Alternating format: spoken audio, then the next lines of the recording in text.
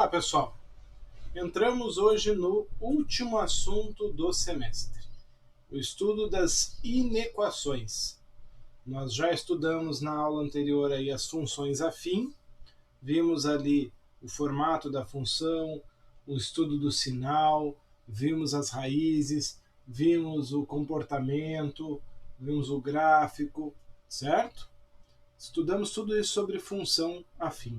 E agora então a gente vai entrar no estudo das inequações. Lembrando que esse prefixo IN aqui ele é uma negação, né? Então é uma não equação. Quando equação significa igualdade, uma não equação vai significar, lógico, a desigualdade. Tá? Então, enquanto nós temos uma expressão algébrica de igualdade entre dois termos, que contém ao menos uma incógnita que é chamada de equação, se nós trocarmos a igualdade por uma desigualdade, teremos uma inequação. Quais são as desigualdades que a gente pode usar? São 5. Elas estão aqui, ó. Maior que, menor que, maior ou igual, menor ou igual ou diferente.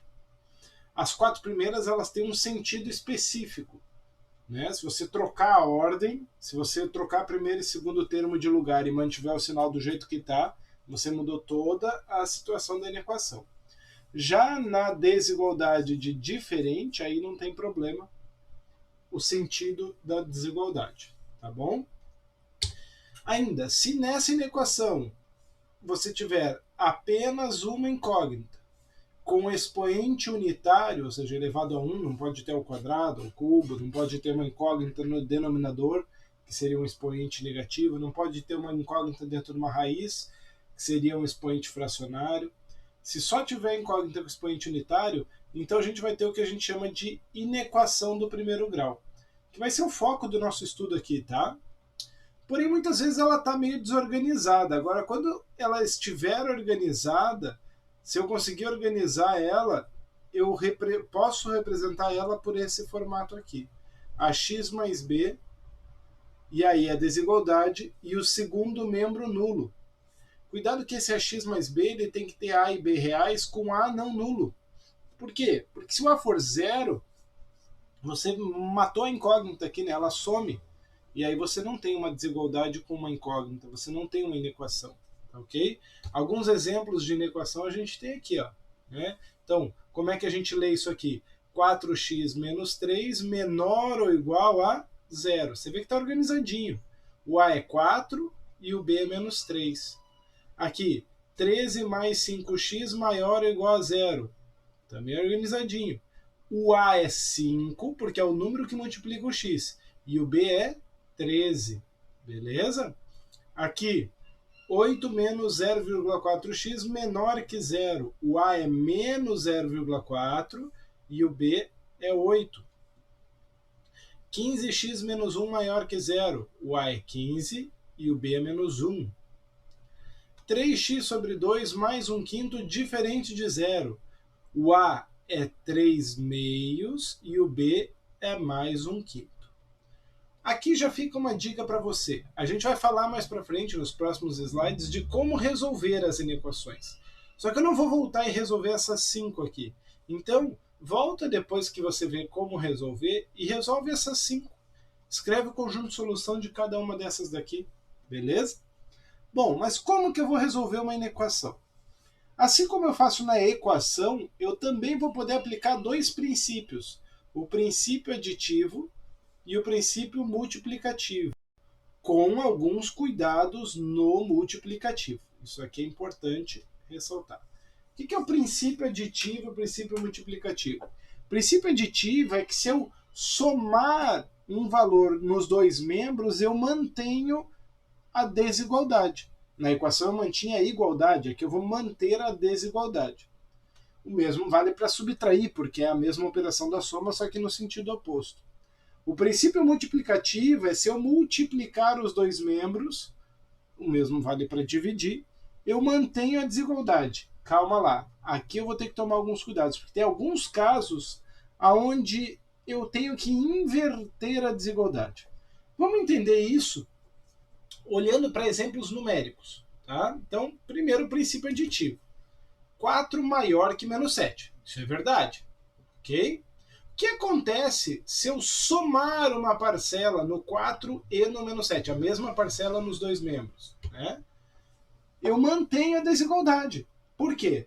Porque 4 mais 12 é 16 e menos 7 mais 12 é 5. E 16 é maior que 5.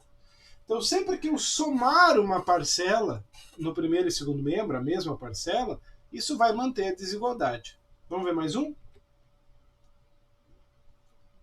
Menos 3 é menor que 5. Tá certo, né? O negativo é menor que um positivo. O que acontece se eu subtrair a mesma parcela nos dois membros?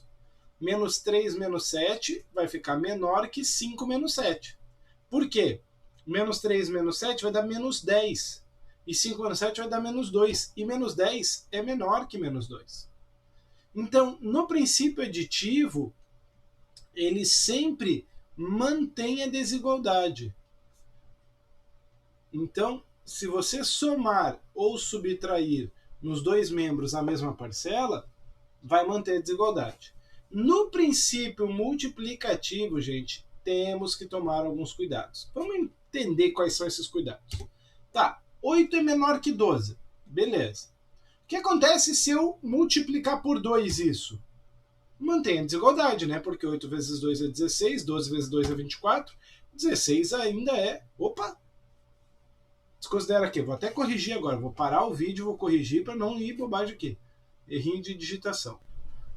Prontinho, agora sim. Né? Mantém, 16 ainda é menor que 24. Beleza? Ok.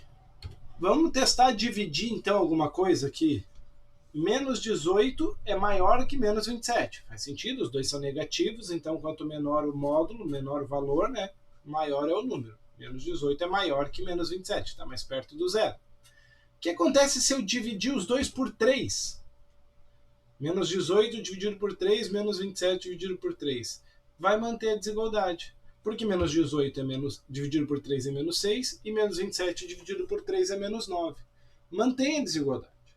Então, quando a parcela que eu estou multiplicando aqui, ou dividindo, né, 2, 3, for dessa forma, vai manter a desigualdade. Vamos ver um exemplo, então, onde que eu vou ter que tomar cuidado. 5 é maior que menos 1. Perfeito? Todo mundo concorda com isso. Agora, e se eu multiplicar esse 5 por menos 2 e o menos 1 também por menos 2? Nesse caso, eu vou ter que inverter a desigualdade. Por que eu tenho que inverter a desigualdade? Porque 5 vezes menos 2 vai dar um número negativo, menos 10. Enquanto menos 1 vezes menos 2 vai dar um número positivo, mais 2. E aí o menos 10 passa a ser menor que o mais 2. O 5 era maior que o menos 1, mas o menos 10 é menor que o mais 2. Então aqui eu tive que inverter. Mais um exemplo. 6 é menor que 12, correto? Se eu dividir por menos 3 ou multiplicar por menos 1/3, 6 vezes menos 1/3 vai dar menos 2. 12 vezes menos 1/3 vai dar menos 4. Eu sou obrigado a inverter a desigualdade. Porque se o 6 era menor do que o 12, o menos 2 é maior que o menos 4. Então, quando que eu vou inverter? Quando a parcela for negativa. Então, quando eu estiver multiplicando ou dividindo por um número negativo, eu tenho que inverter a desigualdade. Esse é o grande cuidado que você precisa ter. Esse é o grande cuidado.